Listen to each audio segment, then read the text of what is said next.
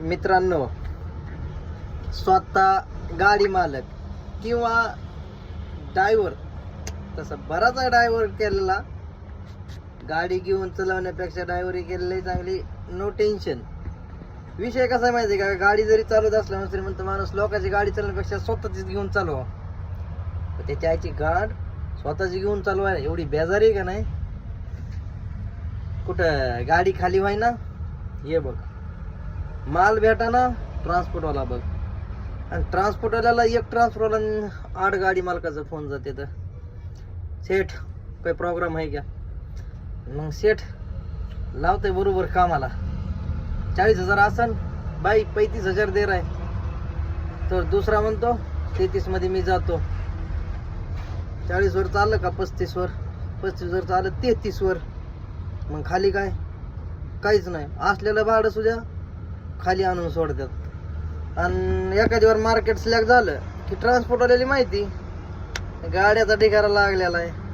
40चं भाडं डायरेक्ट पुन्हा त्याला 28, 29, 31 घ्या. मग आता तुम्ही समजून घ्या काय घ्यायचंय ती. गाड्याचे हप्ते कोणी फुल लोन मारतंय, कोणी डाऊन पेमेंट करतंय. म्हणजे जसं आपली कॅपॅसिटी असं गाड्याचा हप्ता राहते तर 50, 60, कोणाचा 55, कोणाचा 52 असं चालूच असते हप्त्याचं आपल्या घेण्यावर. महिन्याला ट्रिप होत्यात 2-3, कधी 3 होत्यात, कधी 3.5 होत्यात, कधी दोन्हीवर बी अडकावं लागतंय. आणि आता काय सांगायचं तुम्हाला, माल भेटतंय खाली होत नाही, खाली झालं माल भेटत नाही. सध्याच्याला कॉम्पिटिशन एवढं चालू आहे का नाही विचारायचं नाही, असं चालू आहे.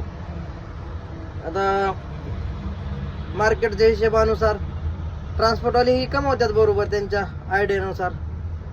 मार्केटच्या गाड्या हप्ता गेलं तरी बास म्हणते. तर मग मेंटेनन्स कसं करायचं, त्यासाठी बसावं लागतं. त्याचे टाळू खाजवीत पुन्हा त्याला मेंटेनन्स कसं करायचं, पुन्हा त्याला टायर आले, पुन्हा पेपर आले, पुन्हा रोड खर्च आला, टोल टॅक्स आला. अच्छा झोपा उडाल्यात का नाही विचारूच नका. आणि परत ट्रेंड चालू आहे, इंस्टाग्राम झालं, कुठं सोशल मीडिया. ड्रायव्हर लवर, आम्ही गाडी मालक, स्वतः चालक मालक. किती हात फाटली ते कोणी सांगत नाही. त्याच्यामुळं असं तिथं समाधानी माना. चालू तसं चालू, राहिल्या तर राहिल्या, नाहीतर गेल्या तर गेल्या. एवढं टेन्शन घ्यायचं नाही. पण एवढं खरं आहे, भाडे तोडातोडी करू नका, कोणाच्या पुढं करू नका. एक दिवस अशी बसणार आहे का नाही, हुक पण करता येणार नाही, लक्षात असू द्या.